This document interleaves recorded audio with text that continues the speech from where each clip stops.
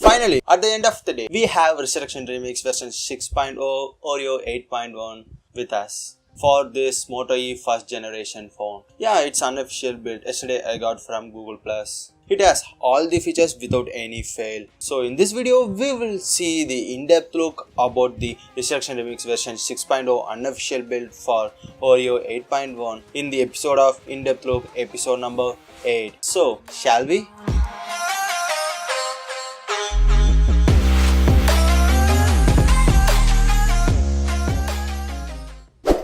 First, we start with hardware and software details.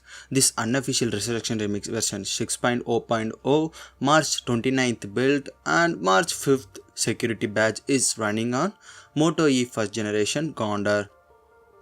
The boot animation changed and it's well designed.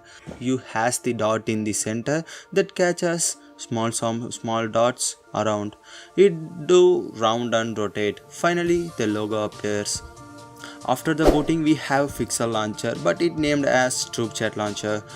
Also, this is Oreo 8.1 version. It has all the features of actual 8.1 version, but I will be honest, it has more than the features of the Oreo 8.1 actually has. People mostly choose the Resurrection Remix for the customization purpose, so it done that thing very well. And I have to tell this is not the actual default look. I made lot of changes in customization, so you won't get the same screen in your first boot. Keep that on mind. As you know, you can change the icons of the apps using default launcher, and the new stuff here is the predictive apps feature, which shows the mostly or frequently used app in the top. That's kind of a useful one. In App Drawer, you have new style icons. Before going to the apps and specification, we will take a look at status bar. The status bar is same like every other Oreo 8.1, but here I found one cool thing that you can get from status bar setting under RR configuration, which is you can scroll the control without expanding. That was impressive. In RR configuration, you have tons of things. Some of the best things are you have network monitor indicator, tile layout option like row and column specification, brightness slider customization, and in navigation settings you can set the height and width of the nav bars.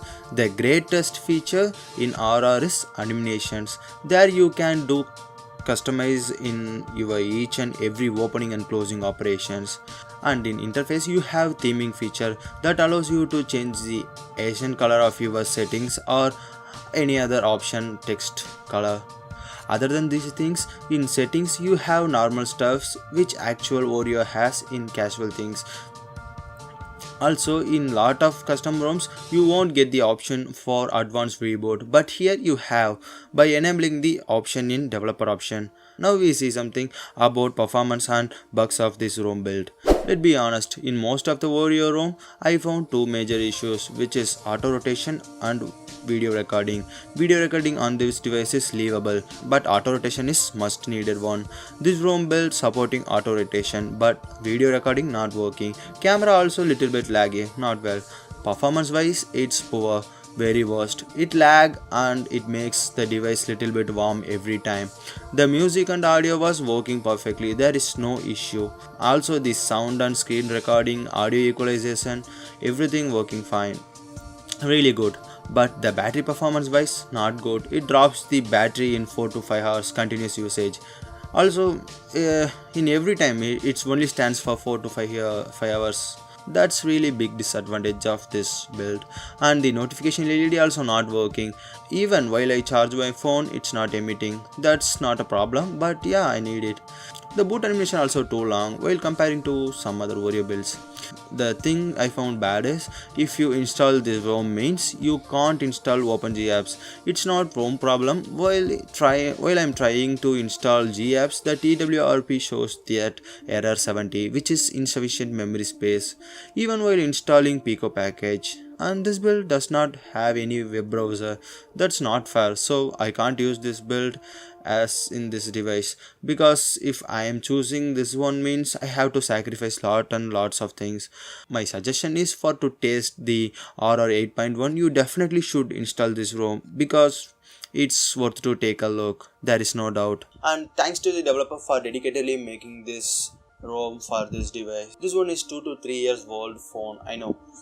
Really thanks for that. Even I not get this ROM for my Asus phone, but that's happens. So really thanks for doing this work. Really you guys have done some good works to making this possible. Thanks for that. It's really appreciable one. And that's what about this in-depth review. And yes, also you can try this ROM. I leave the link of the ROM in the description. You can download and tell your opinion in the comment section. And what about your thoughts? Just let me know in the poll what appearing right now. And thank you guys for watching this. Hope you enjoyed it. If you ask me, just leave a like and follow me on Instagram. I'm making more posts and I'm doing something in Instagram every day. So do check that if you are following. I leave the link of the social handle in the description, so make sure to check that out. And please subscribe to this channel to get more amazing tech videos. So that's it for this video, and I will see you guys in my next good one. Kote Mato.